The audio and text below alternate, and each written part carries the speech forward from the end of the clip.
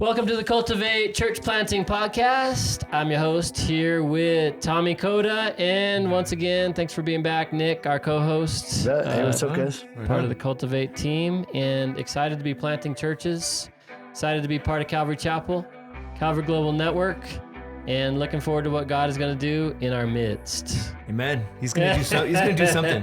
He's going to do something. That's for sure. Amen. All right. Tommy is a personal good friend of mine and of Nick's, and he is here. He's going to share a little bit about his story, a little bit about his testimony.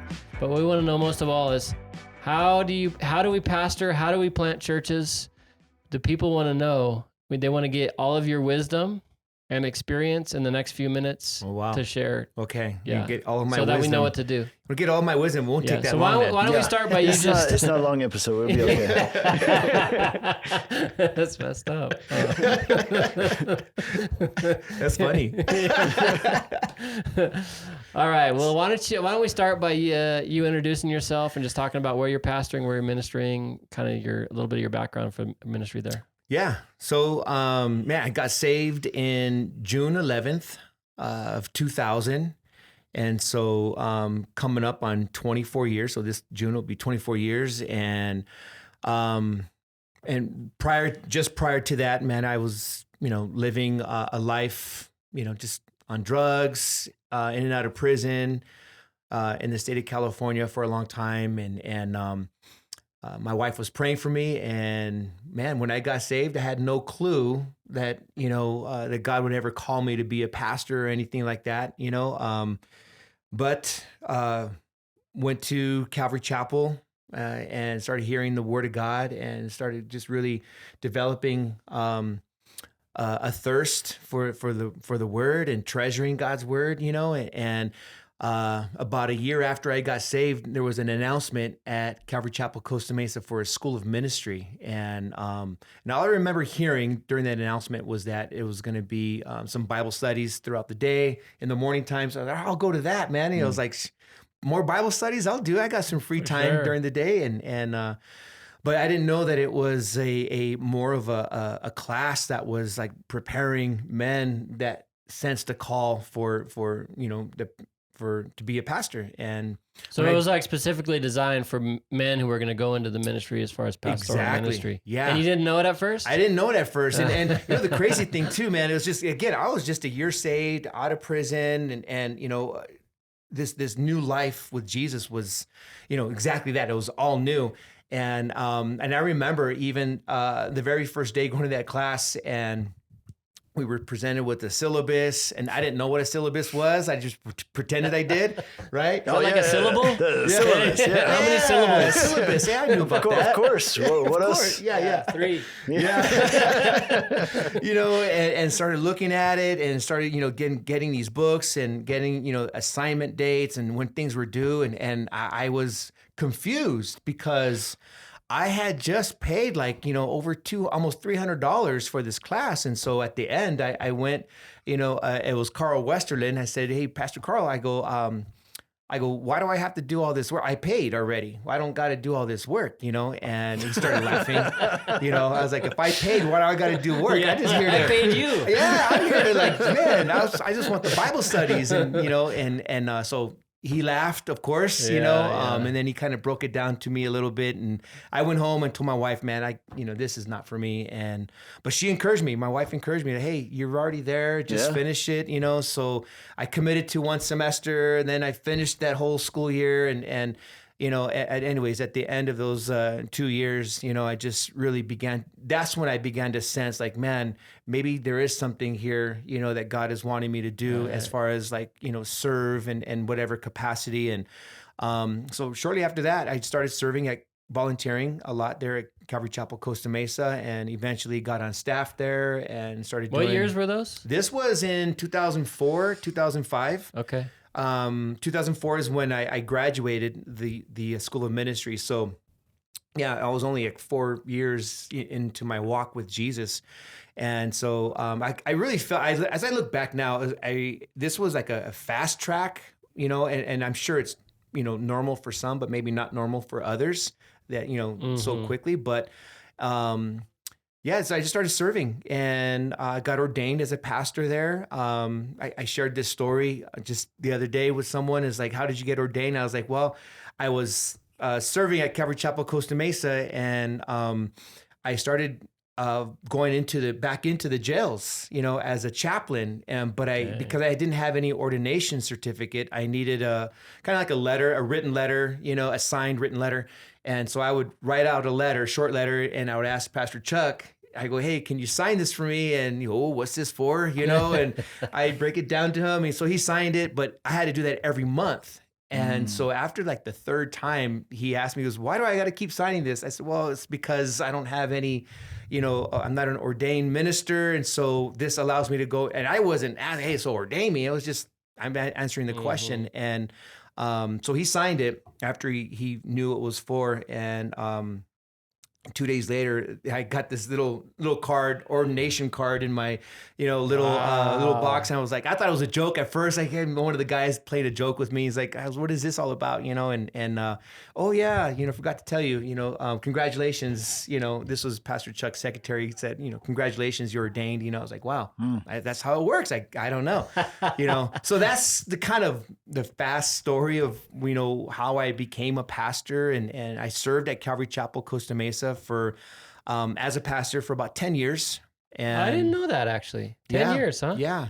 And you planted Hope Alive Church in Santa Ana. Yeah, in 2014. And so I was serving there at Calvary Chapel, Costa Mesa in 2004. And when I got ordained was around 2005. So in 2014 is when we planted the church. And how that started, I was serving there at Calvary Chapel, Costa Mesa. I was, it wasn't really a title, but I was like an outreach pastor, like taking church outside the walls of the church. And this was something that we did, every single day, Monday through Friday. We had a lot of programs, and that's the connecting with the local school district and this in the city of Santa Ana specifically, and doing outreaches in the community all throughout the week, and just doing a whole bunch of different things.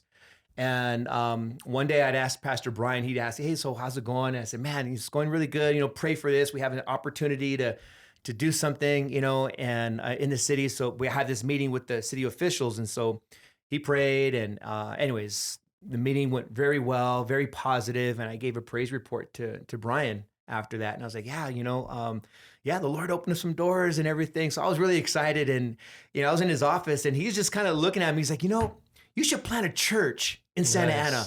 And I was like, I know, huh? It's just, and then he kind of just, so just find a place to, plant a church there in Santa Ana on Sundays. And, and I was like, all right. And I walked out of his office, and like literally I got to like maybe 20 yards outside his office, and I was like, wait a minute, I've never done this before. What does that look like? So I went back into his office. Hey, the Cultivate Church Planting Program. Go plant a church. Go on. Then you what? It's as easy as that. Yeah, it's as easy as that. What's the big deal? What's so hard? Look. Yeah. Just plant a church. That's what Sunday, meet. Just find a spot. That's what you got to do. And so anyways, so I went back and kind of just got some more details of, okay, what is this going to look like? And Pastor Brian spent some time with me, sharing with me, so we started planning. And actually, to kind of go back, that conversation wasn't in 2014. That conversation was at the beginning of 2013, around there. And so it took some time for us to plan a little bit. And that was... So that's what we did. So in February of 2014 was the launch date for the church, and we did that, and it was amazing. It was really just our very first service. Where'd you meet at? Where'd you place you find? We actually at a local school, and so there's friends of mine that I've throughout the years became friends with a couple of principals. And so I met with this one principal, he's, loves the Lord. And he's like, I was telling him, hey man, pray, we got this opportunity to plant a church. And I go, I don't know where though. And he's like, dude, use my school, where I'm a principal at. And so we went to go look at it, and the layout of the school was perfect. The parking was there. It was honestly like this is a perfect church building, where the classrooms were, everything. Anyways, that's where we met for the first, maybe 6.5 years. And, so that's kind of where we met, and so at the first service that we had, man, it was, I didn't know what to expect, and there was about maybe 5, maybe more. I say 500, but everyone else like, no, it was closer to 800 people showed up, I know. Did they announce it at Calvary Chapel, Costa Mesa that you were doing this? Yes. How far were you from Calvary Chapel, Costa Mesa, your sending church? We were probably, I say, where we started that church, it was about maybe 3 to 4 miles north. So pretty close. Yeah, super close. But was it a different kind of part of town, or was it similar? Yeah. Because I know it can change dramatically as you go through. Completely different part of town, and that's the one thing, with Calvary Chapel, Costa Mesa, where it's at. It's actually within the city limits of Santa Ana. And so, but where it was on the outskirts. And so more central and north into Santa Ana, it is a different, different vibe, different community, and just the population is different. So it wasn't too far. And so it just, the Lord blew, wow. I didn't know what to expect, and everything. And obviously there was a lot of excitement. So there was, after about maybe 6 months, everything kind of settled in, it wasn't the, 500 to 600 people there. Yeah. But, all that to say, man, is that I remember a lot of people at that time were also coming to me. It's like, hey, how did you do this? What's the secret to? How'd you plant the church? You mean? Yeah, because you planted the church, and because of the numbers of people that were showing up. Yeah, how'd you get? Yeah, they're asking, how'd you get in? So Nick, I don't know if you've heard of this. I mean, in your church planting experience and talking to people and this and that, but I've kind of heard that story a lot. Where and back then, I think it was more, not planned that way. But nowadays, there's kind of the idea of starting off slow with a Bible study. You get a few people, and then you kind of build it up slowly, slow growth. We did a podcast episode with Joel Turner in Canada, and that's what he was describing as kind of very slow, long growth, and now it's really starting to pick up. But then there's also the idea of, let's get all this plans, get everything in place, do a bunch of promotion, publicity, get a bunch of people to come out, information meetings, and all that. Yeah. I mean, what's your take on that? Or your launching big? Yeah. I think it can be a good idea. It takes a lot of work, and it often takes a lot of money to launch big. I know that was actually a trend, I would say, in the last 20 years, where it was more of a trend to say, instead of trying to start small and do kind of the grassroots thing, what if we start big? And so we had some church plants that I knew about. They weren't Calvary Chapel church plants that took that approach. And I generally saw that, that can be a good way to do it. If you do that, I think what you're talking about is common, where you would have big launch and then everything kind of settles into a normal. But I think giving somebody some momentum can be really good. Yeah. So the difficulty is that, when you grow from small to big, that you get to create a culture over time. That's good. A lot of times when you start big, then you have to deal with a lot of expectations, baggage, people saying, once you get into it, I didn't know that this was going to be like this. Whereas when you start small, everybody's kind of on the same page.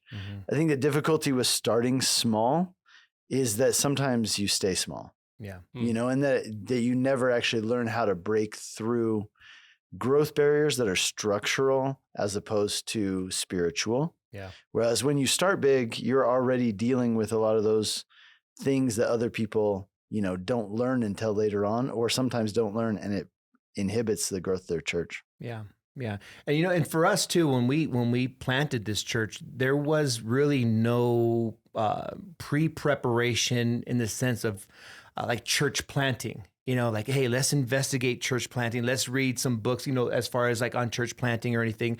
And the reason why for us, I really feel it was so different was because the team that was with me, this intimate team, we've been serving, there at Calvary Chapel, Costa Mesa, and under the ministry that I was getting to lead, for a good 6-7 years, this core team, right? And which was probably about maybe up to 10 of us.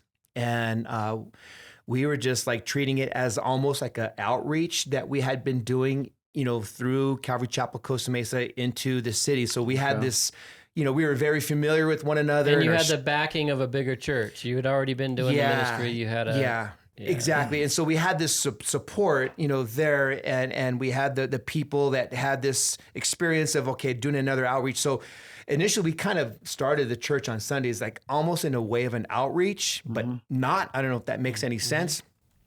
And, so what I communicate to people, like because they started asking, how did you do this? What was your system? What was your plan? And I was like, I didn't know how to answer it because I didn't think of it.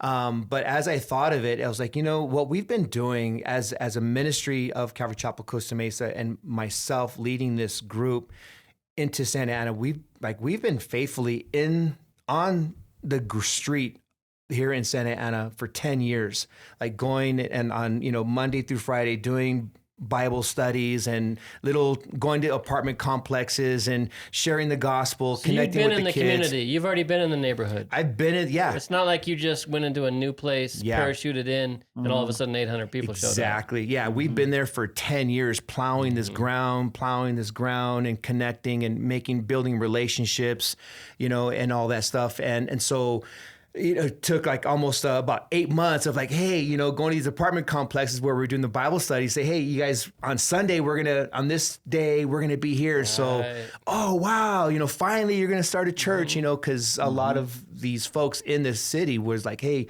are you going to have a church here? Or they thought I had a church. And I said, we didn't anyways.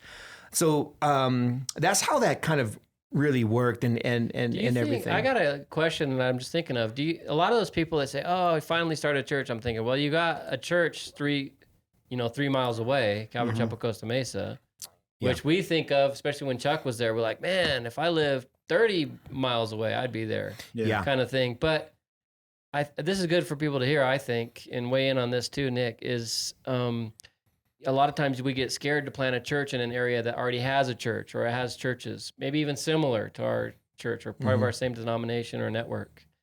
But what we don't realize, what I'm seeing here is there's a lot of people that aren't connecting with the current churches that are in the area. Maybe someone needs to hear this out there. You need to plant that church that you're scared of planting because you might be too close or whatever to some other church. But I mean, I guess there's also like... interesting story. Now we're recording this in Colorado, is that one of the very first people who went through the Cultivate program is a guy who planted just a few miles away from here. And the way that came about is that I had heard that another church down further away was wanting to plant a church in this community. But I was like, dude, that's literally like the street that you drive on to come to our church. That's the city line between the two cities. I'm like, dude, it's literally, I could throw a rock into that town. And and I was like, oh, that's, I don't know if I want that, because like a lot of our people who come to this church live in that community, which is it's several blocks away.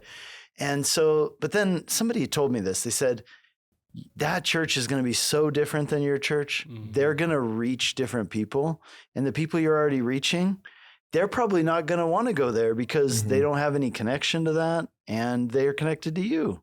So don't worry about it. And it's going to be good for the kingdom and good for the community. Have 2 Bible teaching churches.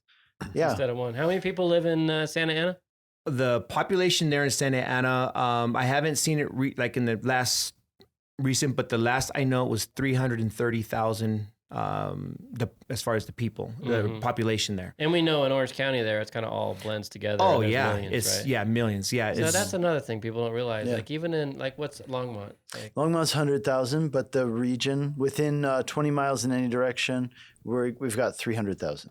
Yeah. And that's the thing. Like you talk about a church, even a church that was large, Calvary Chapel, Costa Mesa, you're not ministering to all those people, even next door. And you're not. And to answer your question too, is like, wow, there's a church right here. And what we would do during that time of ministry out of Calvary Chapel, Costa Mesa, we would, my wife and I, we would go, and we had a little bus, and we would, vans and everything. We would pick people up and take them, to the church, and it's just culturally, it wasn't vibing with the residents of Santa Ana, and it just wasn't, and so how you said it wasn't reaching certain population, and, they enjoyed it. And I think the people that we would take enjoyed it because we would take them with us and they would hang out there and everything. And so, and that, even those conversations I would have with Brian, Pastor Brian Broderson as well. And it's like, hey, those people that you brought, I said, it's just kind of they weren't jiving with it, and it's just the culture at Calvary Chapel. Because they had to wear like suits and ties and stuff too. Yeah, hey, bro, where'd you bring us? What's going on here? Maybe not used to the, and to be honest with you, really, it seemed like it was more of an upper, seemed to be like more of an upper middle class, that was attending Calvary Chapel Costa Mesa at that time, and so, there was a little hesitancy. Something happened to me the other day. My wife has been reaching out to this lady she got in contact with. She's got a little bit of a rough background and stuff. And so she brought her to our church a couple of times. And then the lady actually started attending another church here in town. So she got saved through her relationship with my wife and then attended a different church. Mm-hmm. And my wife, and I were both kind of like, hey, how come we invested all this time into your life? Yeah. Had you at our house and stuff. And why do you go? So then the lady finally said it. She said, when I go to your church, I feel like everybody there has it all together. Mm-hmm. And she's like, I just feel like I don't fit in. So she went to a church where she felt like she fit in. Now, all that to say, now it's like a year later. Now she actually is attending our church. So she got it together.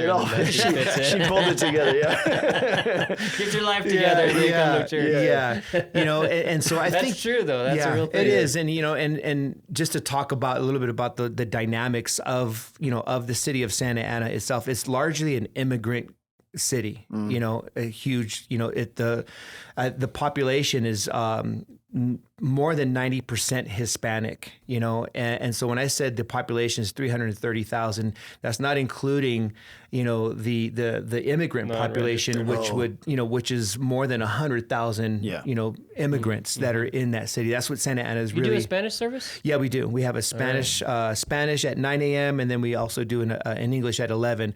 And the heart also too. I'm glad you asked that too, because this is very important for because in planting the church, okay, what's the heart behind, like, what? Well, one of the thoughts that I had was in ministering in the city of Santa Ana, primarily to young people, like high school and young adult age. I would ask them like, hey, do you go to, sometimes they say, yeah, I go to church. Oh, where's your church? I go, they would never refer to like their church, or like, oh, my church is over here. They say, oh, it's my mom's church or my grandma's church. I go to my grandma's church. Yeah. And it was always a Spanish speaking, and they would let me know like, man, I wish there was another church around here. Like, and so that's why when I say when we planted the church, like, oh, finally, and one of the thoughts behind it was like, I wanted to plant a church that was primarily English speaking, and like to reach that second and third generation, that really the has youngsters that the are youngsters. Here, they're speaking English with their friends and in the community. They want to. Yeah, Spanish is the language they would speak in the house, but outside the house, it's all English. And so that was kind of like the idea behind us planning Hope of Life Church as well, and and so that's, the Lord has been blessing, and I had to relearn a lot, however, too, ever since COVID, because, we didn't have a building. And so the school district was like, that happened to up in Bellingham with JJ because we did an epispisode with him. Yeah. And same thing. Yeah. And where do you meet? Yeah. So now it was, you would think that when we, there was a little bit more stability, maybe you would say, before COVID, that we would have at least leased a building. But it was during COVID when no one was coming to church, and we were just doing streaming, is when we made a decision, well, let's just lease a building. And, so that's what we did. And God opened up some doors. We were able to lease a building. Yeah. And then in 2022, June of 2022 is when we were able to have our first service in our own building. So it took some time for us to do all that process, but, it was also relearning too, because, it wasn't like how it was when we first started the church, as far as numbers wise and everything. And I know we always say, oh, it's not about the numbers, and it really isn't. And that's one of the things that the Lord showed me was like, hey, just being faithful to whom the Lord is bringing here, and God has been so gracious in providing for all of our needs and everything. But it made me kind of rethink, like almost like a reset or a relaunch of a church, like a replant. A lot of people did it after COVID. Yeah. But something else that's really great about your story and your ministry is you've been so long in the community, you've been able to develop relationships with the governing officials and been able to have an influence. Why don't you talk about that for a second? Yeah. So that's a whole nother interesting story, knowing like the kind of life that I come from and everything. It's like, man, the chief of police wants to be friends with me. You're like Ice-T because he did the music. Now he's a cop on TV. Yes, exactly, man. It's such a trip, man. Seriously, it's like, I remember the very first time I just becoming friends with the chief of police. I was friends with him before he became chief. And he said, hey, so we went out to lunch, and I remember just sitting there looking. I was like, oh, man. I go, in my mind, I'm thinking, this is crazy, But, again, it's just been amazing because how the Lord has opened up these doors, not just with the chief, but also city officials and school board members and everything. And that was really opened up doors for me to actually, the Lord to use me in these places to where, like for instance, probation department and the school officials, ask me if I can come alongside and just kind of assist, with some of the challenges that they're faced with in regards to youth and everything. So I get to be contracted by the Orange County Department of Education to do like intervention classes and prevention for drugs and alcohol and gangs. Because you have more respect in that area because you've been through it. You're not just some city official coming in. Yeah. I know. I was doing this one class at one of the local high schools, and the principal walked in, and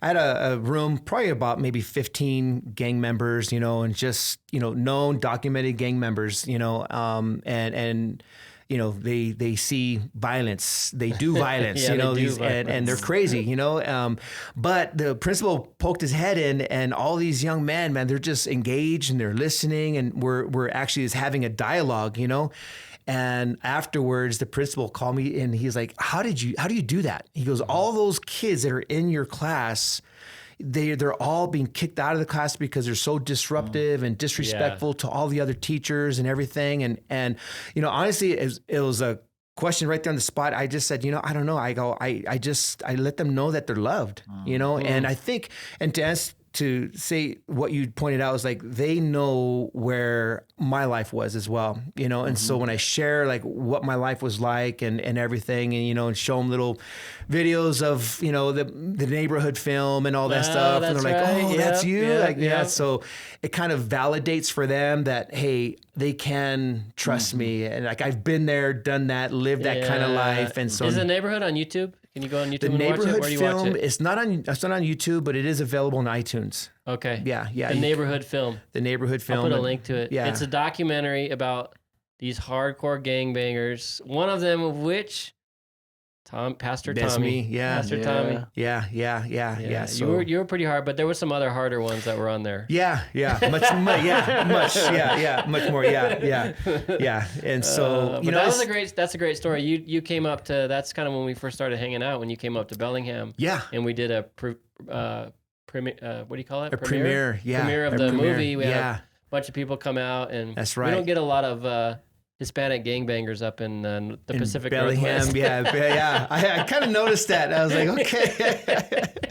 But still, prayerfully administered to somebody, right? It was all good. Yeah. I remember it was really good. Yeah, so it's just, I think when I show clips of that film and stuff like that and answer some of these questions to these youngsters, it does kind of, for them, it gives them some validation to where, they'll listen and everything. And so it's just been amazing, man, because now being a part of the public school and doing these things specifically in the city of Santa Ana, because that's, what I've been doing for almost 2 decades now, and these students now that at one point they were like 13, 14 years old, going through their own challenges and stuff. And they're walking into the church now still, like in their 20s and, maybe newly married with a little baby. And I don't even recognize them. But they, once they say, hey, do you remember me? I said, oh, you got to be one of the students, Really? Yeah, That's yeah. such a good testimony Yeah. though, man. Just a really good thing. Really good thing.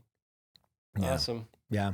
So that's what the Lord has been doing, there in Santa Ana. And so, yeah, it's got its challenges, but I think every church planter does, it's a good thing.